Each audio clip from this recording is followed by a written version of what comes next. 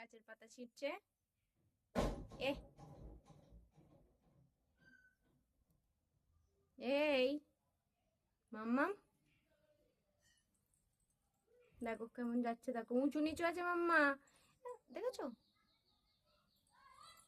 দেখো নেবে টুকটুক করে চলে গেল কেমন।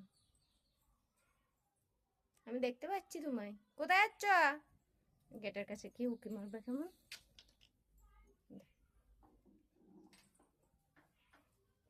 দুষ্টু করছো?